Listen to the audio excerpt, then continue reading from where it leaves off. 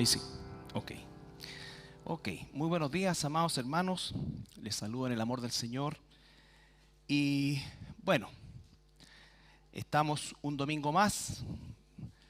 Parece que estamos entrando al otoño.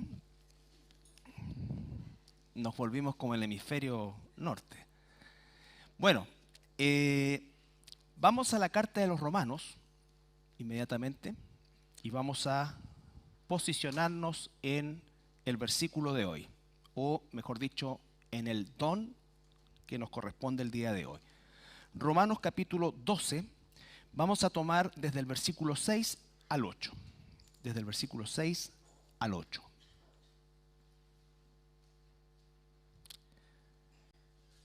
De manera que teniendo diferentes dones, según la gracia que nos es dada, si el de profecía, úsese conforme a la medida de la fe, o si de servicio en servir, o el que enseña en la enseñanza, el que exhorta en la exhortación, el que reparte con liberalidad, el que preside, que es el de hoy, con solicitud, el que hace misericordia con alegría. Padre, esta mañana venimos delante de ti agradeciendo la libertad que tenemos de abrir tu palabra, de tenerla con nosotros, Señor, de examinarla, de escudriñarla, Señor, de aplicarla a nuestro diario vivir, Señor. Te agradecemos todo, Padre Santo, en el nombre de Jesús. Amén. Bueno, estamos en el versículo 8. Vimos el que exhorta en la exhortación la antepasada semana, el que reparte con liberalidad, que fue lo que vimos la semana pasada, entendiendo que cada uno de los dones, de los 7 dones que se nombran acá, deben ser parte de nuestra conducta como cristianos, ¿no es cierto? Enseñar, proclamar el evangelio, participar también de la ofrenda, el exhortar, entendiendo lo que aprendimos acerca de la exhortación bíblica, que es básicamente el concepto del ánimo que debemos recibir unos a otros, aún en la corrección que podamos experimentar en algún momento, hacerlo siempre con gracia y con amor de Dios. Y hoy nos corresponde el que preside con solicitud. Bueno, la palabra preside, que está ahí en el griego, es una palabra que significa básicamente pararse al frente, ¿no es cierto? Estar a la cabeza de algo. Eso es lo que significa en términos genéricos. Por supuesto que existen muchísimos tipos de liderazgos y si pudiéramos decir el día de hoy, existe una crisis de liderazgo a todo nivel, a nivel gubernamental, a nivel familiar, ¿no es cierto? De alguna forma los hijos sobrepasan la autoridad de los padres, los gobiernos, los políticos, ¿no es cierto? De alguna manera, más que cualquier otra cosa, no están participando como unos líderes, sino que más bien como cargos, porque hay que hacer una diferencia entre un cargo y el liderazgo, ¿no es cierto? No todos los que tienen cargo son líderes, pero sí todo líder o un líder puede tener un cargo, ¿no es cierto? Pero hoy día estamos más bien nosotros acostumbrados a cargos que a liderazgo. Entonces eso hace y dificulta mucho el estudio del don propiamente tal y del liderazgo cristiano, si pudiéramos decir en términos generales. Así que aquí va una pequeña definición que lo que busca un poco es ordenar algunas ideas. Dice que es la capacidad, el regalo, dado por Dios a algunos de sus hijos para encabezar, guiar y o dirigir a un grupo o ministerio de la iglesia, de forma armoniosa y bíblica a fin de colaborar en la unidad de alcanzar los propósitos de Dios. Entonces, de alguna manera, esta es una definición dentro del concepto teológico, podríamos decir, aplicado a la iglesia. Pero claramente el concepto del liderazgo es algo que, de alguna manera u otra, tengas o no el don, seguramente tú ejerces en tu hogar, a lo mejor tienes un puesto en algún tipo de trabajo. Y una cosa es importante, ¿no es cierto?, es que quiera Dios que todos aquellos que tienen eminencia sobre personas, no solamente se afirmen del cargo, sino que se constituyan en líderes. Porque el líder es básicamente lo que nosotros necesitamos en nuestra vida. Nuestro máximo y total, absoluto, perfecto líder es nuestro Señor Jesucristo, ¿no es cierto? De hecho, nosotros 2000 años después estamos aquí reunidos en nombre de Él. Lo que significa que su impacto es único, irrepetible, por supuesto, Pero significa que si queremos aprender los principios del liderazgo, debemos mirar la vida de Jesús y de alguno de sus siervos a lo largo de la historia bíblica, ¿ya? La palabra que aparece ahí también con solicitud es la palabra que en el griego, ¿no es cierto?, es o quiere decir básicamente algo que se hace con prontitud, vale decir, es lo contrario a la pereza. Es algo que se hace en el tiempo que corresponde, pero no solamente algo que se hace rápido y no confundir hacer algo a la rápida, ¿no es cierto? No, hacer algo con prontitud, con diligencia, significa hacer algo bien y hacerlo en el tiempo que corresponde, ¿no es cierto? Entregando las herramientas que corresponden también para poder ejecutar la acción que se está solicitando. Entonces, cuando decimos que alguien, volvemos al pasaje, el que preside con solicitud, se está refiriendo a alguien, y ahora ya sí en el contexto de la iglesia, a alguien que preside, ¿no es cierto?, dirige, ordena y lo hace con prontitud, con solicitud, con excelencia. Dentro de todo lo que nosotros podemos ofrecer, siempre tenemos que buscar mejorar, ¿no es cierto? No porque en definitiva queramos, digamos, tener una autosatisfacción en sí como principio, sino porque estamos honrando y agradando a nuestro Dios. De ahí también viene nuestra satisfacción. No es que no exista satisfacción en el trabajo cristiano, por supuesto que sí, y probablemente sean las más dulces que podamos experimentar como seres humanos. Sin embargo, no es el propósito central, es la consecuencia de hacerlo como corresponde, ¿ya? Y algunos aspectos que nosotros debemos... mire, tenía la hoja en el sermón pasado, por eso no me cuadraba, liberalidad y solicitud. Ahí está. ¿Ya? Y me dice loco, y la palabra solicitud es spoude, ¿ya? Y hay cosas, ahora sí, que nosotros tenemos que, digamos, clarificar respecto a lo que es el liderazgo bíblico o el presidir bíblico del que encontramos nosotros en el mundo. En algunas cosas, por supuesto, se entrecruzan, pero el corazón del liderazgo bíblico nos lo entrega el mismo Señor Jesucristo en el Mateo, en capítulo 20 de Mateo.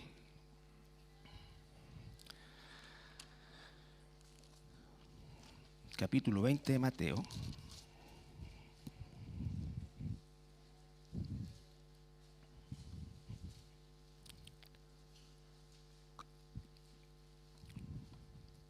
Versículo 20 al 28. Vamos a dar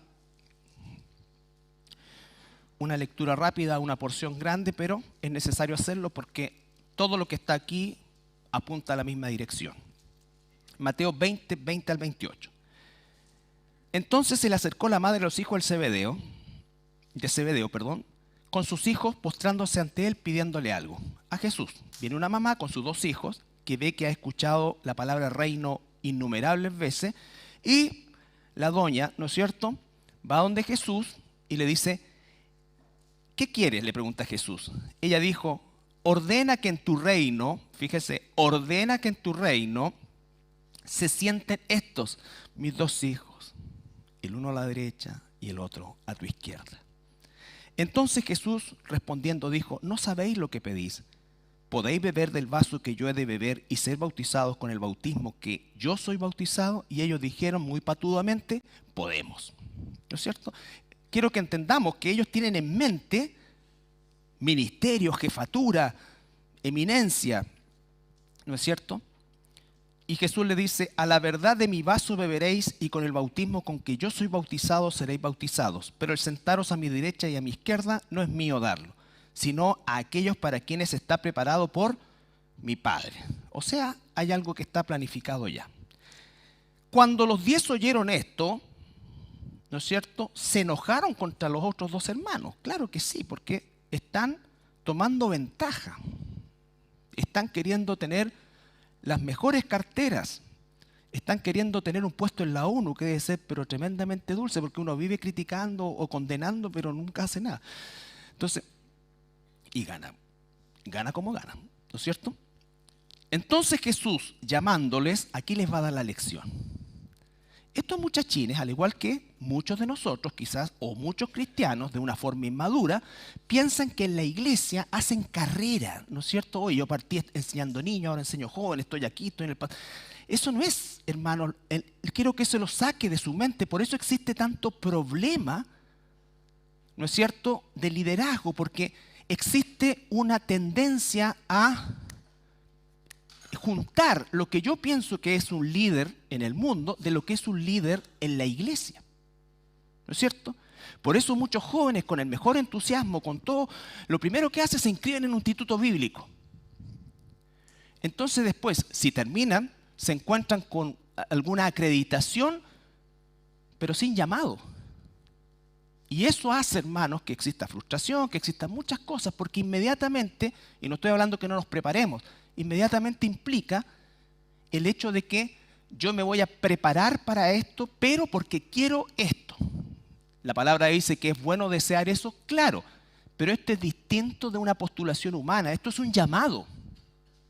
Esto es un llamado, y el llamado está o no está. Y eso es lo que hay que identificar, ¿ya? Entonces, Jesús les va a dar la lección, lo llama a todos. Sabéis que los gobernantes de las naciones se enseñorean de ellas, hasta hoy.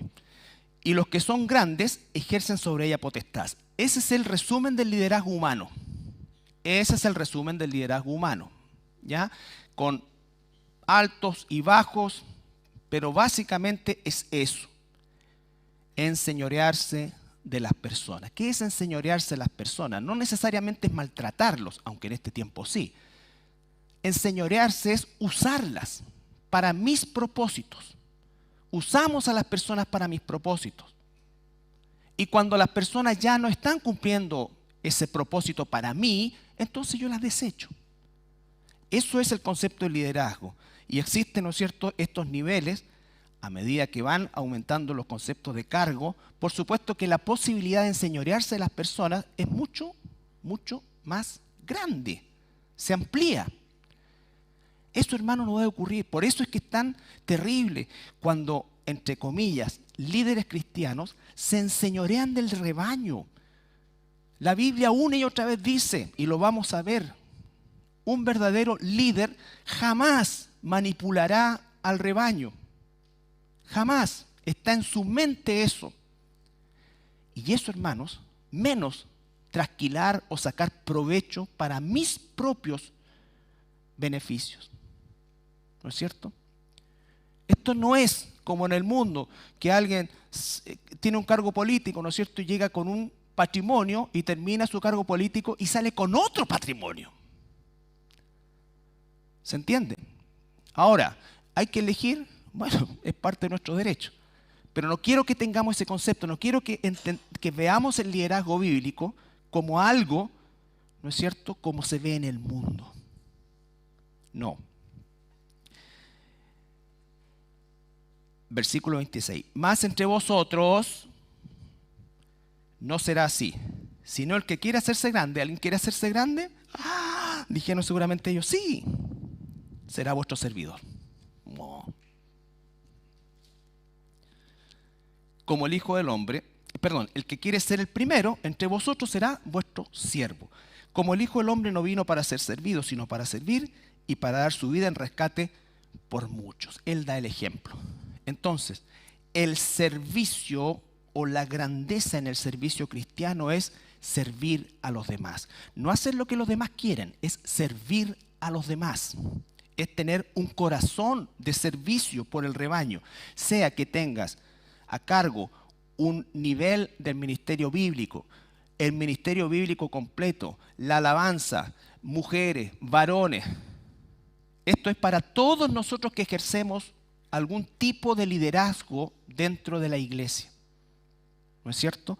Nosotros debemos entender que les servimos. Y vamos a ver aspectos del liderazgo cristiano que construyen este servicio. Construyen este servicio. Entonces, además de eso, nosotros debemos saber que todo servidor, todo líder en la iglesia debe ser también un administrador. Un administrador debe organizar. Hay directrices, ¿no es cierto?, que nosotros hemos establecido, pero esas se tienen que organizar, se tienen que llevar a cabo. Un líder no puede ser desorganizado. Un líder no puede llegar a última hora. Chuta, ¿qué es lo que... Tiene que tener organización, tiene que planificar, tiene que orar por las personas que están a su cargo. Tiene que, en la medida de sus posibilidades, conocerlas. No confesarlas, conocerlas, ¿no es cierto? Ay, pero cuéntame, ¿cómo ustedes llegaron?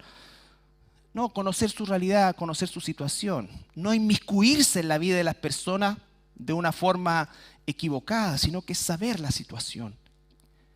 Eso es un liderazgo, hermano. No es llegar y hacer una clase, no es llegar y enseñar, no es llegar y cantar, no es llegar y predicar. Implica involucramiento. ¿No es cierto? Nosotros nos debemos involucrar. El liderazgo cristiano implica, ¿no es cierto?, el involucrarse y administrar. En 1 Corintios capítulo 4, versículo 12,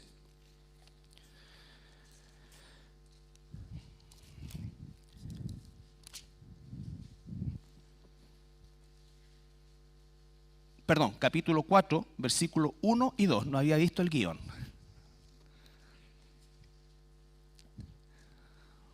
Hoy me estoy quedando cada vez más corto de vista y hace como un par de meses nomás fui al...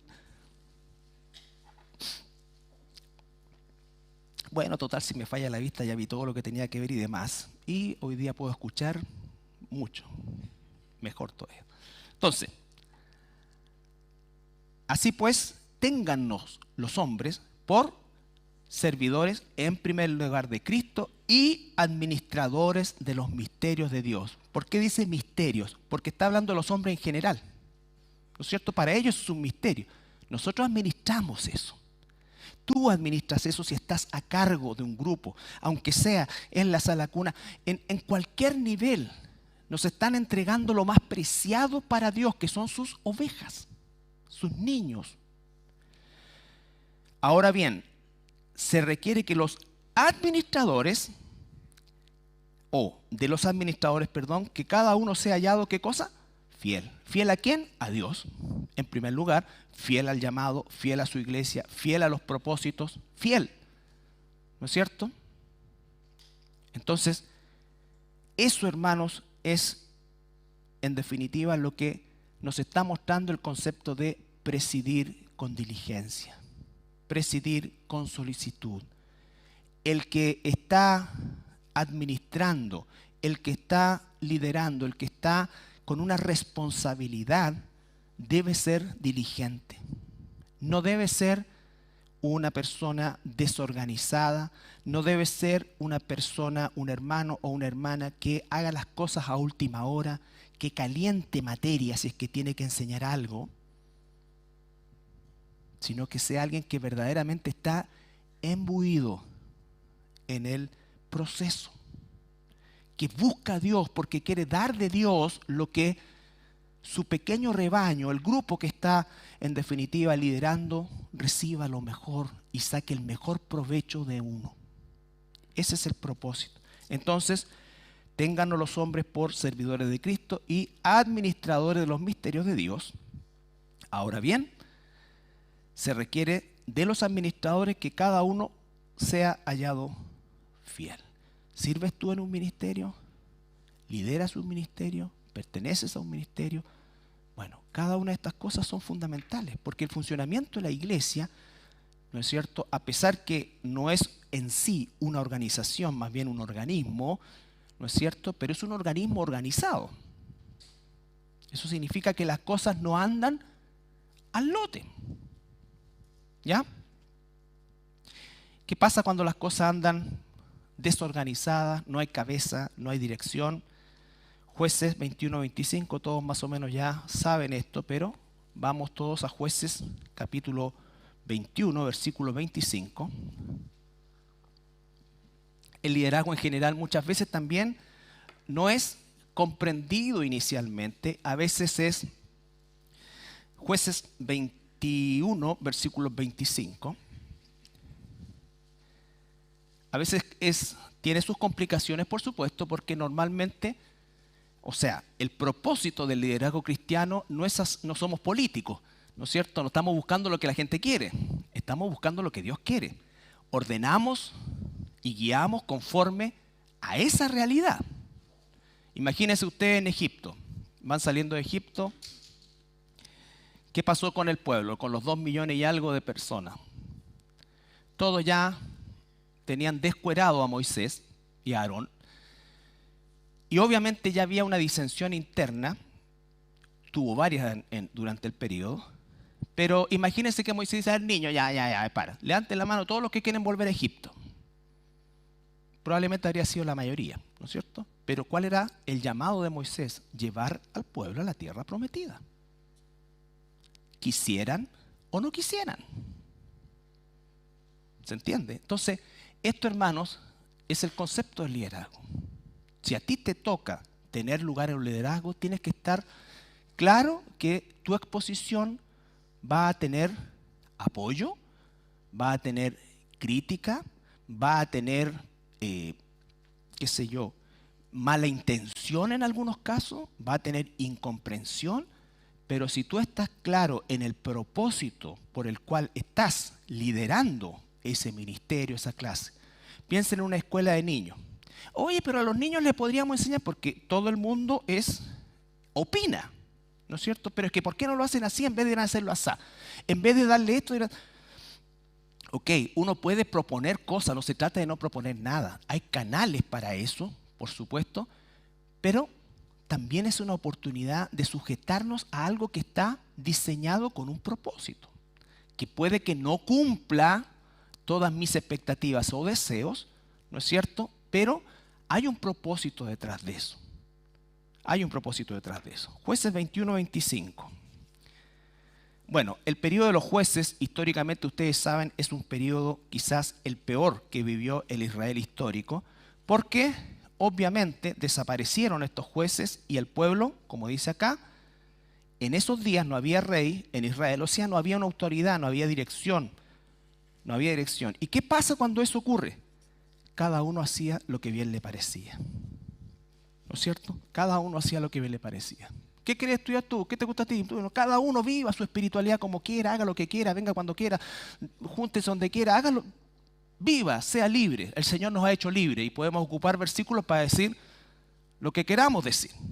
¿No es cierto? Entonces no es así. Dios es un Dios de orden. Él ha establecido un orden. ¿Por qué? Porque en definitiva la iglesia es su cuerpo y la cabeza es Cristo. De ahí viene el orden. Y ese orden está en su palabra. Está en su palabra. Entonces, nosotros como administradores, como hijos de Dios, a lo mejor esto también lo puedes aplicar en tu casa. Los padres debemos también organizar, practicar, ordenar, ¿no es cierto? Liderar. El liderazgo cristiano tampoco, jamás, nunca va a buscar, como dije en un principio, manipular a las personas. Todo lo contrario, debe tener una actitud de entrega. Si alguien se quiere servir de la gente, está totalmente equivocado y está absolutamente fuera del foco espiritual. En Filipenses capítulo 2, Filipenses capítulo 2,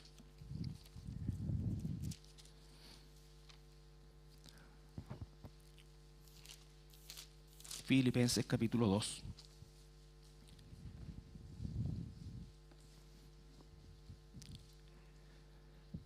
versículo 3.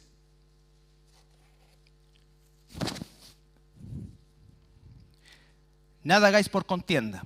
Esto es en general, pero en especial aquellos que tenemos la responsabilidad de liderar. Nada hagáis por contienda. Voy a preparar un mensaje para que les lleve y de una vez por todas despierten. ¿No es cierto?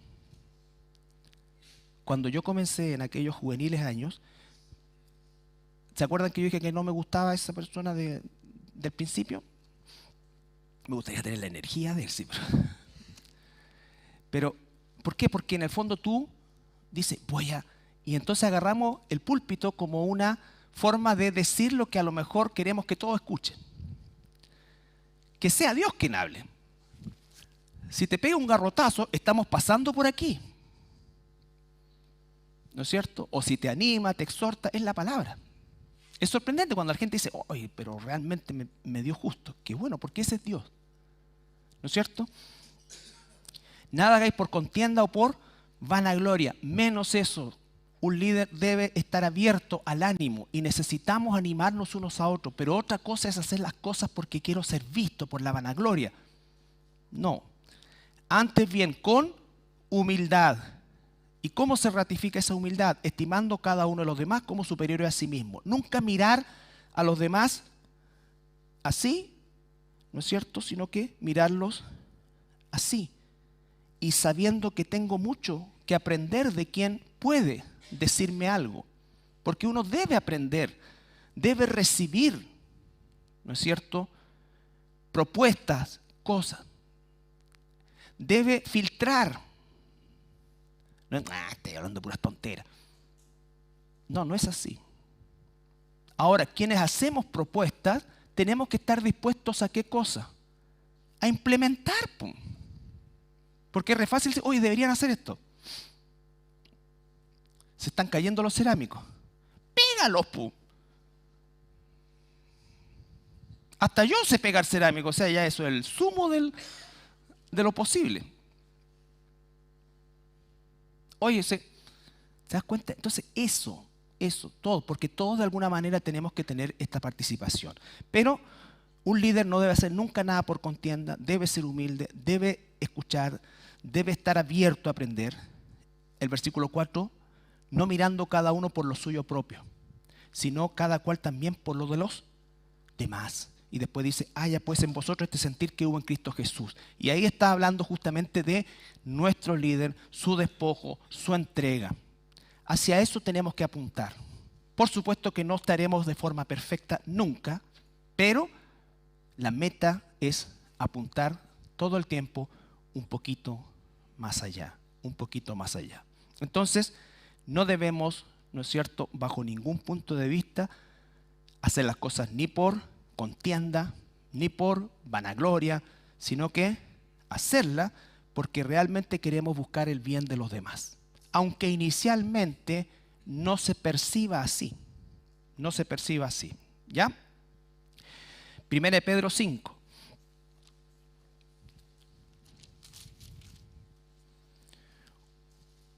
Uno al 3. 1 Pedro 5, 1 al 3.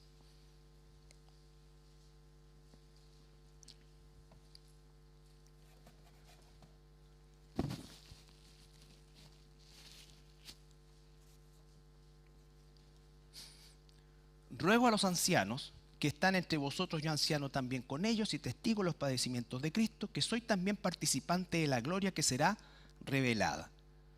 ¿No es cierto? Pedro no los miró así, los miró así.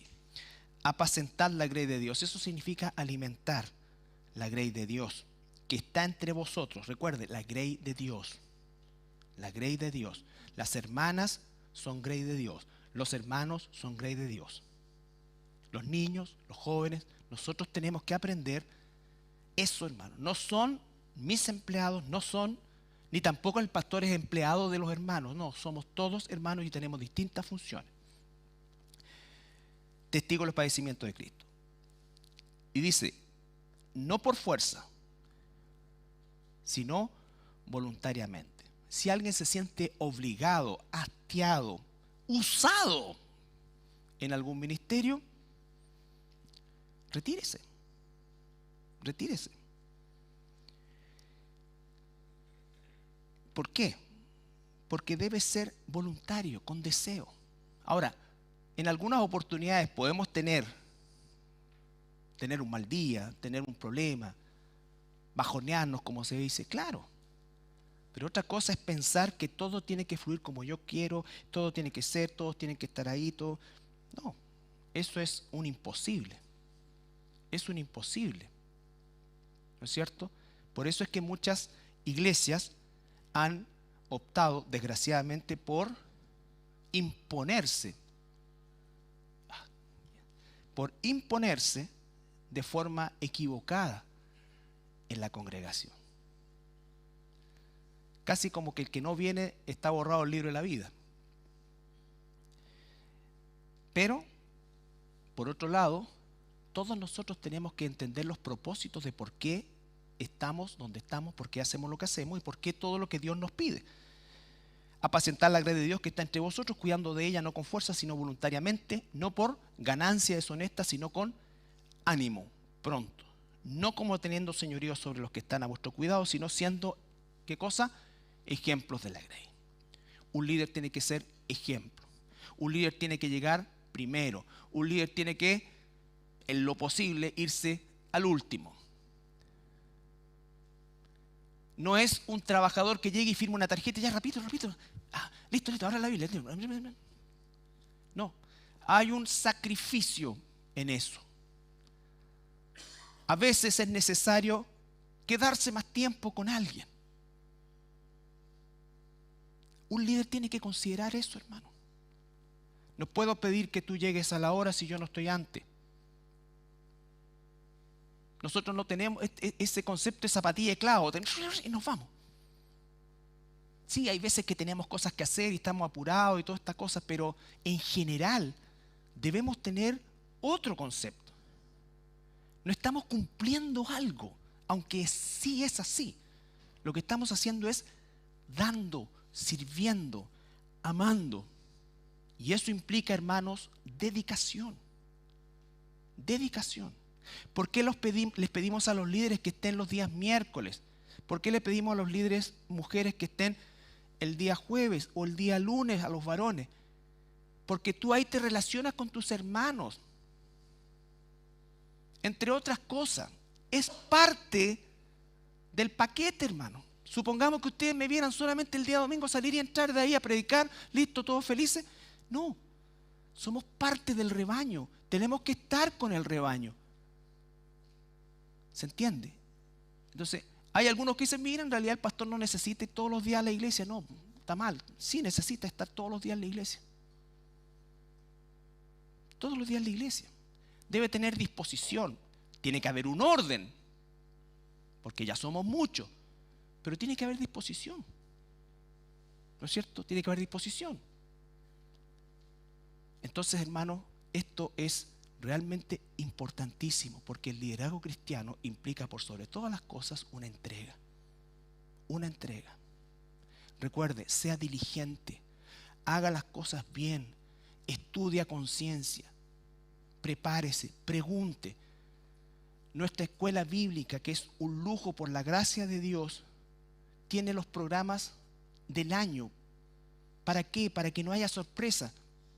Ustedes no están llamando a su líder de grupo y le dicen, oye, ¿qué me toca esta semana? ¿O qué vamos a ver esta semana? No, hay una planificación para que lo haga con tiempo. Usted sabe cuándo le toca, cómo se prepara, qué pasó la vez anterior, qué viene después. La gente lo nota, los niños lo notan. Entonces, mi hermano, de eso se trata esto. De eso se trata esto. Ahora, como ha sido la tónica en estos dones, vamos a examinar muy brevemente la vida de un hombre espectacular desde el punto de vista humano, un hermano querido del Antiguo Testamento, porque en el Nuevo Testamento tenemos principalmente al apóstol Pablo, que es Nehemías. Es un clásico de la administración, ¿no es cierto? Así como Esdras es un clásico del maestro, Nehemías es un clásico de la administración, y nos vamos a ir al libro de Nehemías. El contexto, libro de Nehemías, es después del cautiverio babilónico, hubieron algunos retornos, el primero de ellos con Zorobabel, luego con Esdras, y el último de ellos es con Nehemías. Vale decir, cuando Nehemías recibe esta comisión, ya había una gran población que había regresado a Jerusalén y estaban viviendo ya en Jerusalén establecido varios años. Sin embargo, entre otras cosas, como dice Ageo, se habían preocupado solamente de sus cosas. La muralla estaba en el suelo y el templo también estaba en el suelo. ¿Ya? Bueno, en el tiempo de Nehemías el templo ya está reconstruido de una forma muy modesta, pero lo está. Entonces, estos hombres que Dios levantó fue justamente para liderar un proyecto gigantesco, que era la restauración de la ciudad de Jerusalén, pero además de eso, la restauración de la espiritualidad del pueblo. De la espiritualidad del pueblo. Entonces, básicamente, Nehemías va a estar a cargo de una reconstrucción del muro que no estaba totalmente destruido como lo estuvo el templo, sino que había muchos lugares donde estaba destruido, y por lo tanto lo que hace Nehemías en rigor es una reparación en 52 días del muro. ¿Ya? Y vamos a ver Nehemías en el capítulo 1, versículo 1 al 3. A ver, Nehemías tenía un trabajo, muy buen trabajo. Él era el copero del rey. El copero del rey era un hombre, pero de absoluta confianza del rey. ¿No es cierto?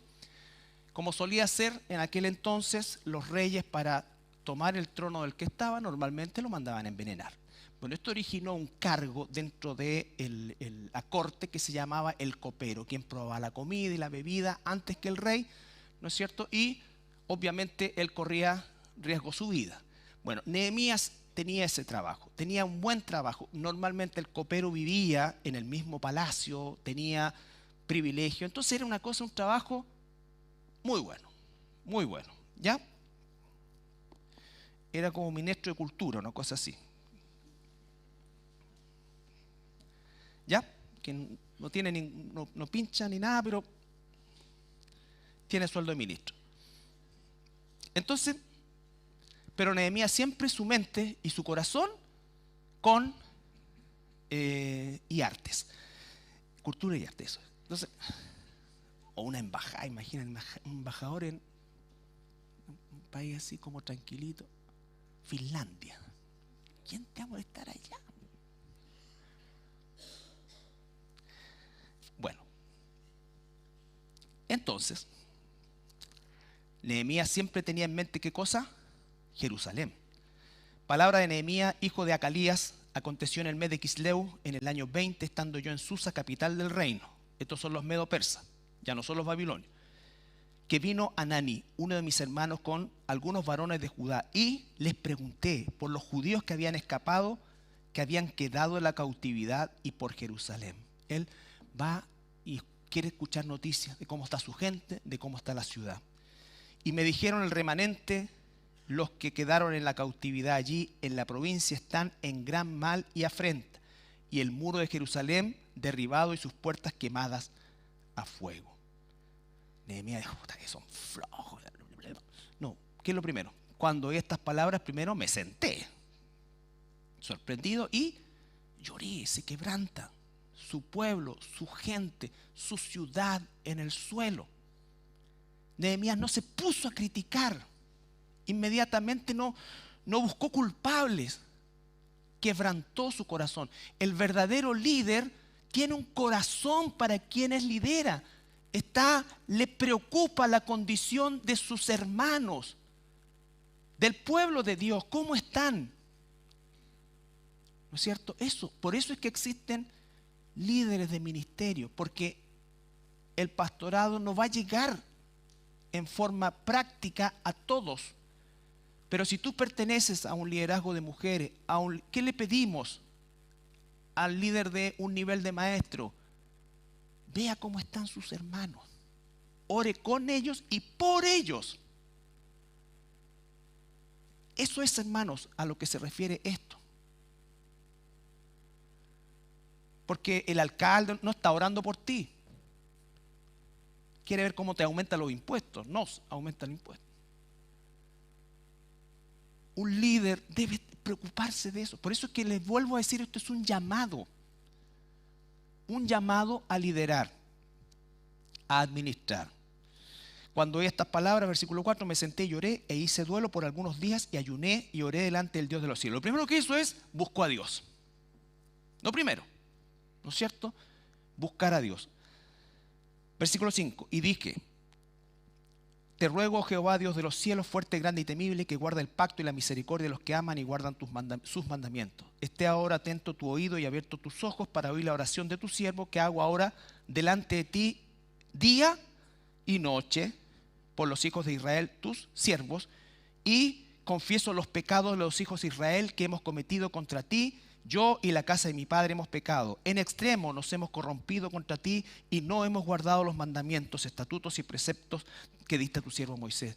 Un líder nunca anda buscando culpables. No, yo me fui a la iglesia porque aquí nunca me dieron. No, yo siempre critico. Nunca tengo yo la culpa. Nunca soy parte del proceso, ¿no es cierto? Sino que no hicieron lo que yo dije, no me dijeron esto, no me pescaron en esto. Tantas cosas, hermanos, que se producen porque estamos con una mentalidad equivocada del concepto. No, él busca a Dios, se duele, confiesa los pecados de su pueblo. Señor, por favor, remece a esos flojos. ¿Cómo es posible? No, él ora, se hace parte. Nos hemos alejado, nos hemos corrompido. Nos hemos corrompido.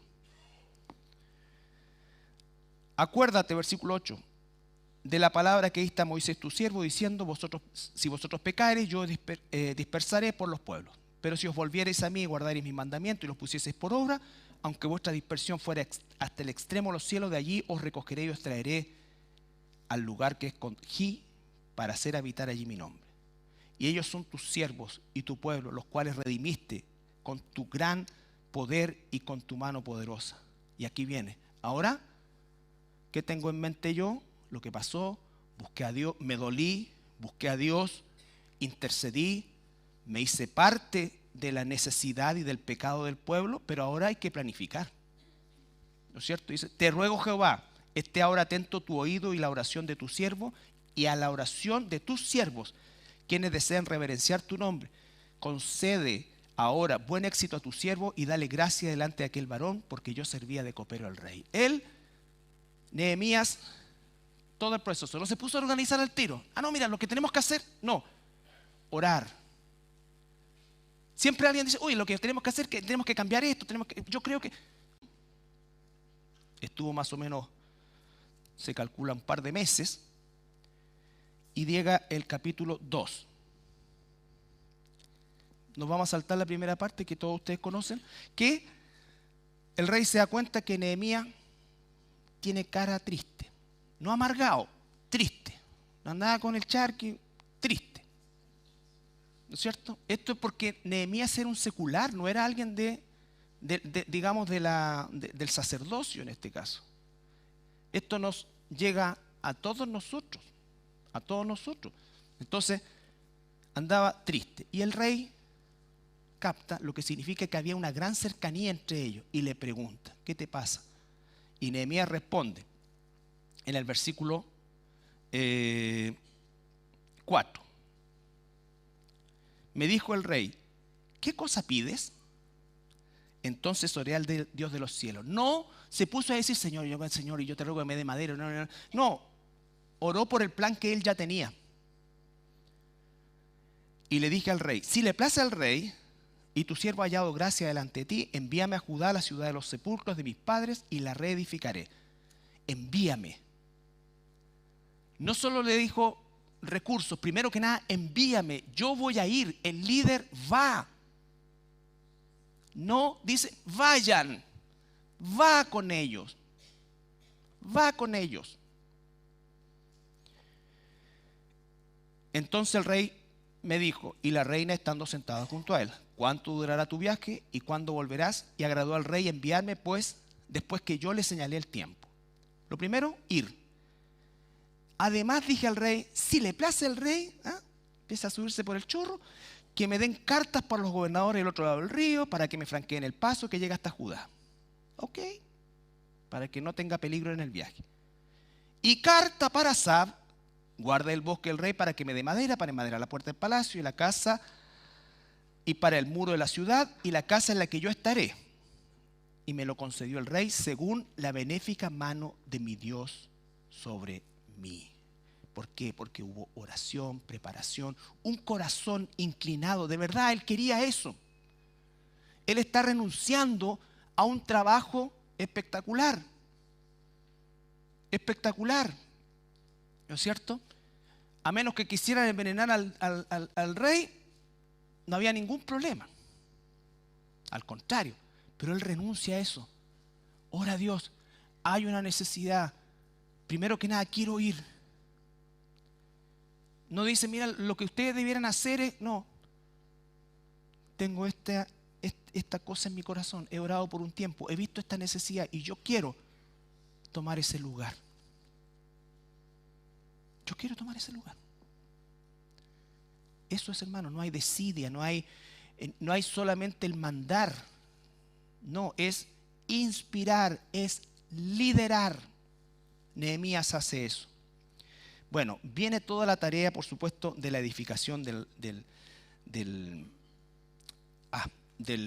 la construcción, del viaje. Él se preocupó de todo de forma perfecta, ¿no es cierto? Ahora, en el capítulo 2, ahí mismo,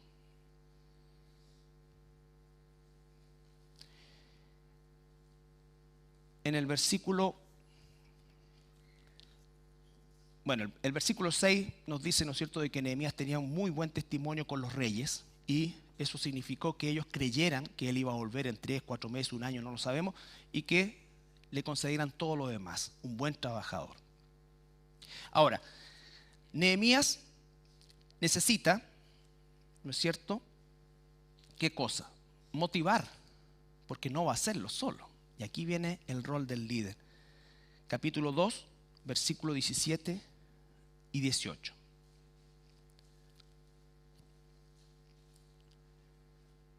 Él va con otros hacia otros que lideraban distintos clanes de Judá.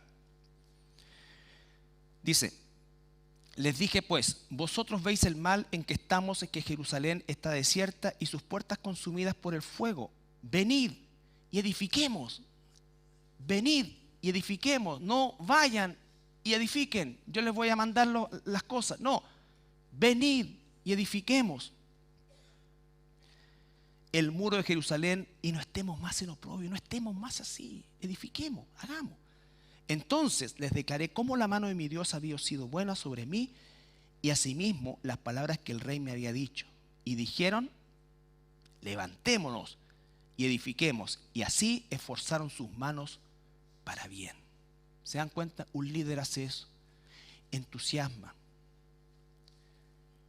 No para que lo sigan a él, sino para que se cumpla el llamado que Dios le ha dado. Y él se coloca como ejemplo, él participa de todo lo que se tenga que hacer. De todo lo que se tenga que hacer. Un pastor, un líder de ministerio, él llega más temprano, prepara la sala, prepara las cosas, no llega a última hora. Cuando termina la actividad, puede pedirle a 1 o 2 o 3 hermanas o hermanos que le ayuden a dejar todo como estaba, a desenchufar todo, a dejar esta cosa aquí, a preparar, ¿no es cierto? Porque todos tenemos que hacer. Todos tenemos que barrer, todos tenemos que hacer todo lo que nos corresponde hacer. Nadie está excluido de las cosas domésticas ni de las otras cosas ministeriales.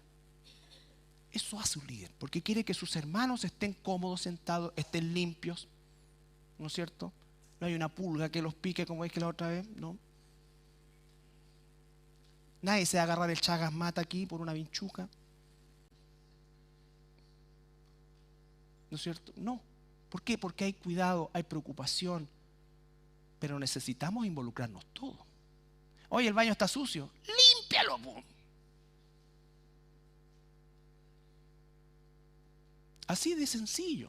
Entonces a veces queremos un cargo pero no queremos el costo. O creemos que es otra cosa. No, es que yo no estoy para eso, yo estoy nada más que para tocar o para predicar, ¿no? Soy el siervo del Señor.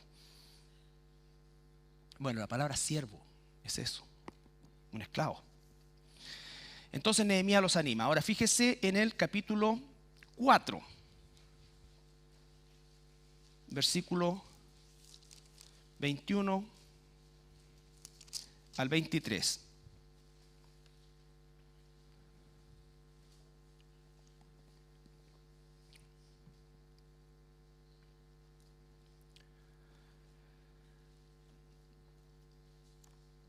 Ya está en Jerusalén, ya están trabajando. Hay muchos más principios, estoy tomando algunos. Él dividió la tarea, ordenó según clanes los lugares donde iban a estar. Él se hizo una panorámica de noche, fue, visitó, miró, evaluó. Ahora, ya una vez trabajando, dice, nosotros pues trabajamos en la obra. Nosotros trabajamos en la obra. Y la mitad de ellos tenía lanzas desde la subida del alba hasta que salían las estrellas. ¿Por qué? Porque habían enemigos. Porque todo aquel que quiere hacer la voluntad de Dios, todo aquel que busca los propósitos de Dios, todo aquel que quiere liderar para y como Dios a sus hermanos, va a encontrar oposición interna y externa. Mayoritariamente interna. ¿Ya? En el caso de la iglesia, mayoritariamente interna. ¿Ya? Ahora, oposición significa personas que no van a estar de acuerdo, que van a considerar, porque siempre hay alguien que piensa que lo puede hacer mejor, ¿no es cierto? Pero hay que hacerlo. No es que este los quedó mal, esto debe haber sido, no, esta cosa debe ser así. Bueno, la próxima hazla tú. Hazla tú. Enséñalo tú. ¿Cuántos orados para ver qué necesitan? ¿No es cierto? El ministerio de varones, el ministerio de mujeres, ¿qué se necesita? Entonces no es solamente declarar algo y molestarse porque no ocurren las cosas como yo creo, o el líder, el pastor o quien sea no cumple los objetivos porque no, porque esto acá. No, por supuesto que somos imperfectos, pero la medición de las cosas debe ser no como lo hace el mundo, sino como lo hace Dios. Todos nos equivocamos. Yo me he equivocado, tú te equivocaste, tú te equivocas, yo me equivoco. Pero en la medida que vamos madurando se va, ¿no es cierto?, estrechando eso y equivocándonos menos. Ese es el propósito, equivocándonos menos. Y ser una inspiración para el rebaño, sean los niños, sean los jóvenes, sean los varones, sean las mujeres, sean los hermanos de la tercera edad, lo que sea. Y él dice, también dije, versículo 22, entonces al pueblo, cada uno con su criado permanezca dentro de Jerusalén y de noche sirvan de centinela y de día en la obra. O sea, como Don Tine, de noche y mañanita. No, ustedes son muy jóvenes para eso. Ya ni existe. ¿O existe Don Tine todavía? No, muy bien. Bueno, eran propaganda en blanco y negro, pero. Y ni yo, fíjese, y ni yo, él, ni mis hermanos, ni mis jóvenes. Motivación. ¿Por qué? Porque él está ahí. Ni la gente de guardia que me seguía, nos quitamos nuestro vestido, cada uno se desnudaba solamente para bañarse. O sea, la gente estaba convencida. El líder, una de las cosas que uno tiene que saber si tiene el don de liderazgo o no, es si alguien te sigue. Si nadie te sigue, no tiene el don de liderazgo. Puede tener otros dones, pero no el liderazgo. Si la gente no te entiende, no sé, no es que no te crea, pero a lo mejor no se produce eso. Es un don, por eso es un don. No es un cargo. No es que me impusieron esto y yo tengo que obedecer. No. El liderazgo es eso. Entonces, el líder aquí ha entusiasmado a todos los grupos etarios, a todos los trabajadores, amos, siervos, nobles, personas comunes. ¿Cómo? Con su ejemplo trabajamos. Ni yo, ni mis hermanos, ni mis jóvenes, ni mis siervos, ni nadie. Lo único que hacíamos, nos sacábamos las pilchas, nos duchábamos rapidito. No había ducha en ese tiempo, pero supongamos al día de hoy. Y nos volvíamos a vestir y rápido. Para decir que no había tiempo para nada más. Hay un propósito, un objetivo. Entonces, dedicación, inspiración, sacrificio, ejemplo. Ejemplo, el apóstol Pablo dice, yo he trabajado más que todos, pero no yo, la gracia de Dios en mí. ¿No es cierto? La gracia de Dios en mí. Y, por supuesto, hay oposición. Nehemías capítulo 2, versículos 19 y 20. Siempre va a haber oposición.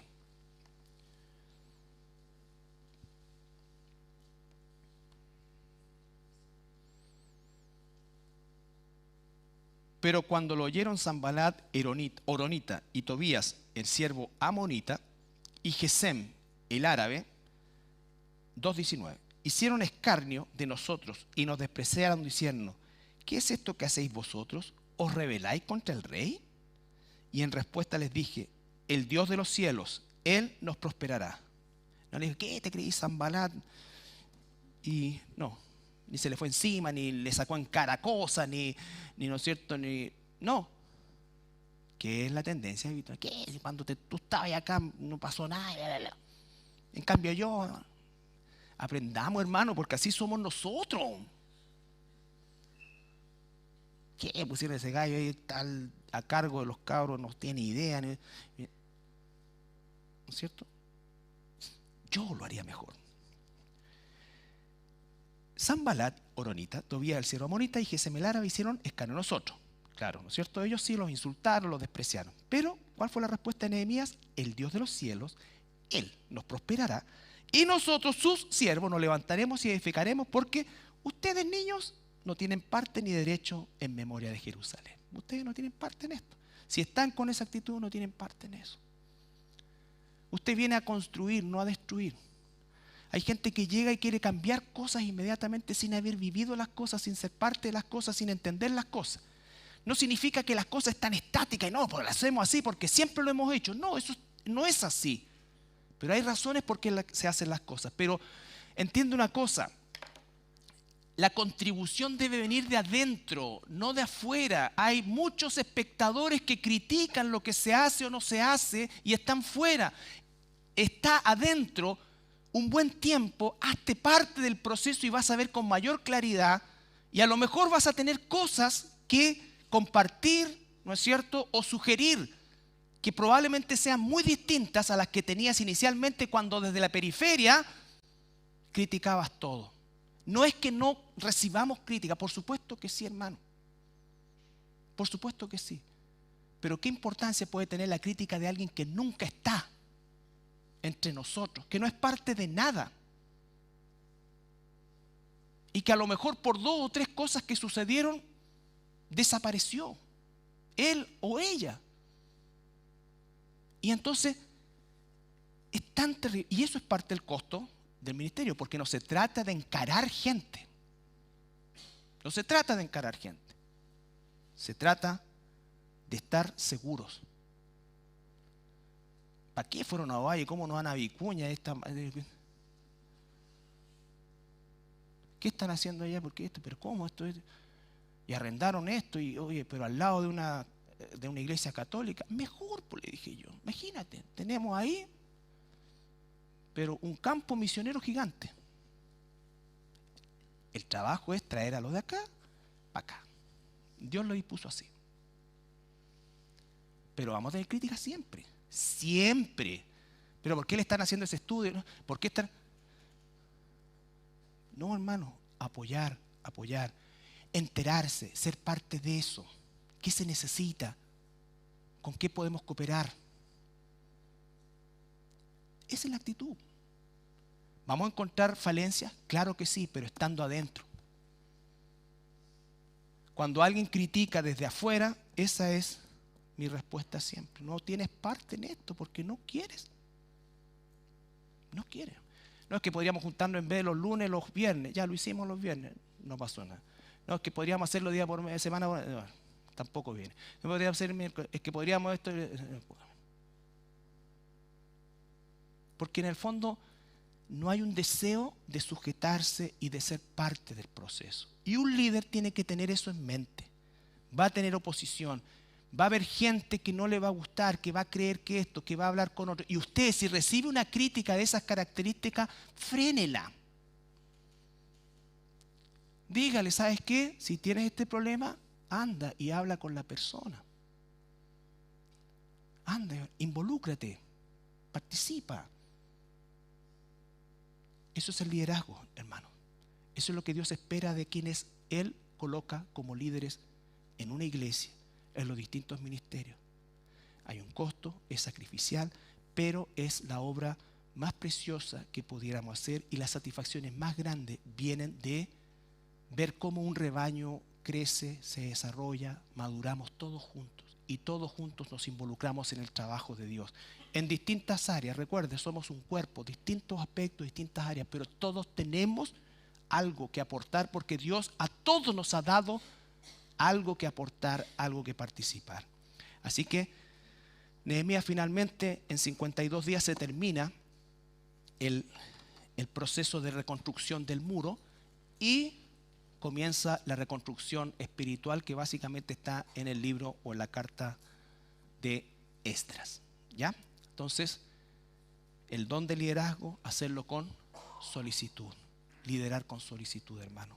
Estar siempre, siempre prestos a que Dios nos use en alguna tarea a veces que nosotros no teníamos en mente.